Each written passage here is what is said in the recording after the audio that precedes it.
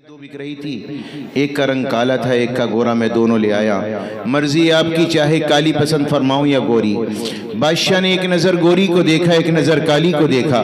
फैसला कोई किया नहीं था। गोरी आगे बढ़ी, कहने लगी हुजूर मुझे कबूल करो, मेरा रंग गोरा है और गोरा रंग कीमती होता है। बादशाह कहने लगा क्या दलील है? तो गोरी ने अपने लफ्जों में दलील पेश की और गोरी ने कहा मोती सफेद है और कीमत है उसकी लाखों, और कोयला जो काला पैसों में ढेर पालो।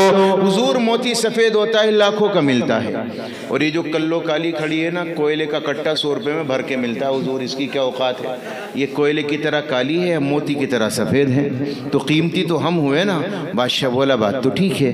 तो काली आगे बढ़ी, कहने लगी हमारी नहीं सुनोगे कि नहीं, तुम भी सुनाओ। तो काली ने कहा है मुश्के नाफा काली कीमत में बेश आली, और रूई सफेद है जो पैसों में ढेर पाली। मुश्के नाफा काली होती है, बड़ी कीमती, 60-70 हजार रुपए तोला, और ये जो सफेदा खड़ी है रूई की तरह सफेद है, 2000 रुपए में बड़ा लिहाफ बनेगा डबल बेड का, कारी नौशाद, 4 बच्चे आराम से सोएंगे। बादशाह बोला बात ठीक है। तो गोरी फिर आगे बड़ी, कहने लगी आपने कुरान नहीं देखा? अल्लाह ने कुरान में फरमाया यौम तबयद्दु वजूह व तस्वद्दु वजूह, क़यामत में नेक लोगों के चेहरे सफेद और बद लोगों के चेहरे काले पड़ जाएंगे। तो गोरी ने कहा अल्लाह के नेक बंदों के मुंह सफेद होंगे, और दोज़खी जो होंगे मुंह होंगे उनके काले। तो काला होना तो दोज़खी की अलामत है, हुजूर मुझे कबूल कर लो। तो गोरी काली आगे बढ़ी, कहने लगी हुजूर आंखों की काली पुतली है नूर का वो चश्मा, आंखों की काली पुतली है नूर का वो चश्मा, और आंख की सफेदी है नूर से वो खाली। हुजूर आंखों की काली पुतली से नजर आता है, अगर काला टिवा फोड़ दो सफेदी बेकार है। बादशाह बोला बात तेरी भी ठीक है। गोरी ने फिर कहा हुजूर कागज कुरान के नहीं देखे आपने, सब सफेद चिट्टे।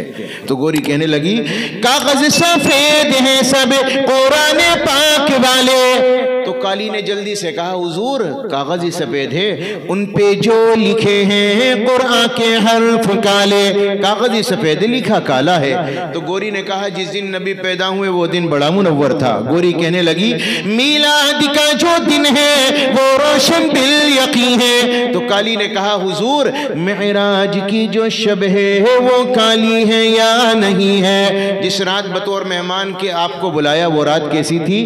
काली।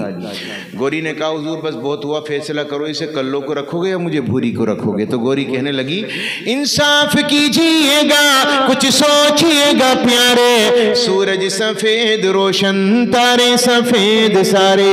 काली ने कहा मैं भी तैयार हूं, फैसला कर दो। काली कहने लगी हाँ सोचिएगा आका है आप अक्ल वाले, हाँ सोचिएगा आका है आप अक्ल वाले, काबे का गिलाफ काला हजरत बिलाल काले।